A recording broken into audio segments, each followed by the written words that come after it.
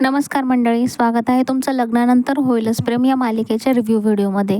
आजचा एपिसोड खूपच सुंदर, भावनिक आणि पॉझिटिव्ह मेसेज देणारा होता. आजच्या भागामध्ये त्यांनी रामनवमीचा खास उत्सव दाखवला आहे आणि त्याचबरोबर काव्य आणि नंदिनीच्या आयुष्यात चाललेली अंतर्गत घालमेलसुद्धा खूप छान दाखवली आहे. आज सकाळची सुरुवातच खूप सुंदर झाली.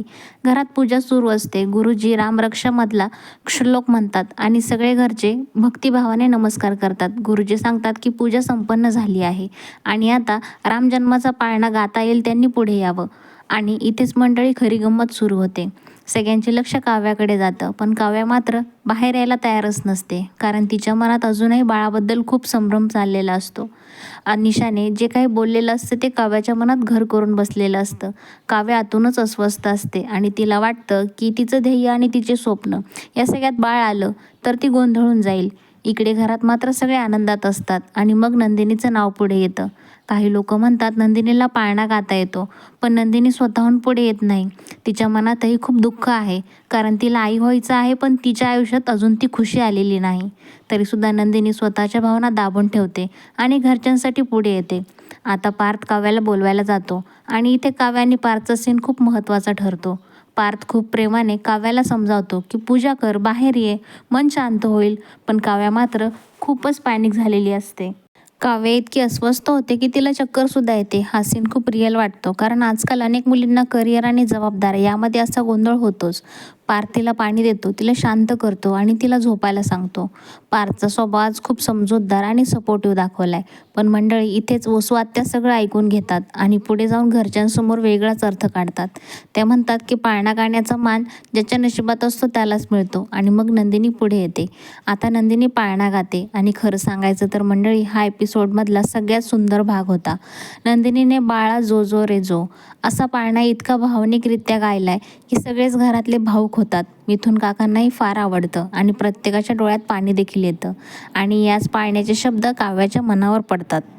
काव्याला ते ऐकून खूप वेगळं वाटतं. तिच्या मनातली निगेटिव्हिटी थोडी कमी होते आणि तिला जाणवतं की देवाचं नाव घेतलं की मन शांत होतं.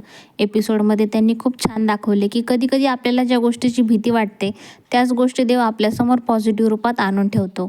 पाळणा झाल्यावर गुरुजी सर्वांना आशीर्वाद देतात आणि सांगतात की तुम्ही दोघीही खूप समजूतदार आहात. सुख-दुःख, अश्रू आणि आनंद हे दोन्हीही वाटून घ्या. काव्य आणि नंदिनी एकमेकांना मिठी मारतात आणि हा क्षण खूपच सुंदर होता. त्यानंतर गुरुजी काव्याला एक भेट देतात आणि ती भेट म्हणजे गर्भसंस्काराचं पुस्तक. पार्थ ते पुस्तक पाहून खूप खुश होतं. त्याला वाटतं की हे खूप अमूल्य आहे, पण काव्य मात्र अजूनही गोंधळातच असते. आणि मग येतो आजचा सर्वात मोठा मुद्दा. काव्या पार्थला सांगते की तिला सध्या आई होण्याची ही योग्य वेळ वाटत नाही. तिला वाटतं की अभ्यास, IASचं ध्येय आणि बाळ हे सगळं एकत्र मॅनेज करणं खूप अवघड आहे. तिथे पार्थ मात्र खूप स्ट्रॉंग पॉईंट मांडतो. तो म्हणतो की आज योग्य वेळ नाही म्हटलं तर मग योग्य वेळ कधीच येणार नाही. तो काव्याला समजावतो की IAS झाल्यावरही जबाबदाऱ्या वाढणारच आहेत. मग आज जर बाळाची जबाबदारी घेता येत नसेल तर पुढे देशाची जबाबदारी कशी घेणार? हा डायलॉग मंडळी खूप जबरदस्त होता. पण तरीसुद्धा काव्य अजूनही कन्फ्यूज आहे आणि हे कन्फ्युजन पुढे मोठा ट्विस्ट आणणार आहे आणि हे नक्कीच फिक्स होणार आहे. इथेच रम्याची एंट्री देखील दाखवली गेली आहे. आज बऱ्याच दिवसांनी रम्या दिसली आणि ती सीनमध्ये येताच वातावरणच बदललं. रम्या काव्य आणि पार्थचं बोलणं ऐकते आणि ती खुश होते, कारण काव्याला बाळ नको आहे हे कळताच रम्याच्या डोक्यात वेगळेच प्लॅन्स सुरू होतात. ती वसू आत्याला सांगते की गुरुजींची भविष्यवाणी खरी ठरवण्यासाठी देव ट्विस्ट देतोय आणि आता ती काव्याच्या मनात अजून जास्त भीती घालणार आहे. रम्याचे शब्द ऐकून वसू आत्यासुद्धा टेन्शनमध्ये येतात, कारण त्यांनासुद्धा हे जाणवतं की रम्या काहीतरी मोठा कट करणार आहे. आणि शेवटी नंदिनी जीवाचा सीन खूपच पॉझिटिव्ह दाखवला आहे. जीवा नंदीला समजावतो की आपण खरंच खचायचं नाही, आपण प्रयत्न करत राहायचं आणि आपलं बाळ या जगात आणायचंच.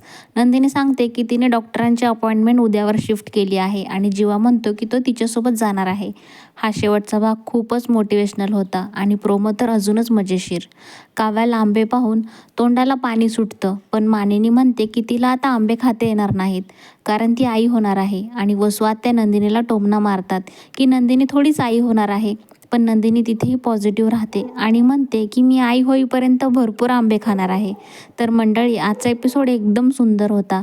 भक्ती, भावना, पॉझिटिव्हिटी आणि पुढच्या ट्विस्टची झलक सगळं काही एकाच एपिसोडमध्ये दाखवले.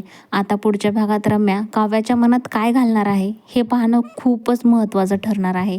काव्या खरंच तिच्या बाळाबद्दल काय निर्णय घेणार आहे हे खूपच इंटरेस्टिंग ठरेल. तर आजचा भाग तुम्हाला कसा वाटला ते कमेंटमध्ये नक्की सांगा. तुम्ही तुमच्या आयुष्यातला अनमोल वेळ देऊन हा व्हिडिओ पाहिलात त्यासाठी मी तुमची मनापासून आभारी आहे. चॅनलला सबस्क्राईब करायला विसरू नका. लाईक करा आणि कमेंटमध्ये तुमचं मत नक्की कळवा. धन्यवाद.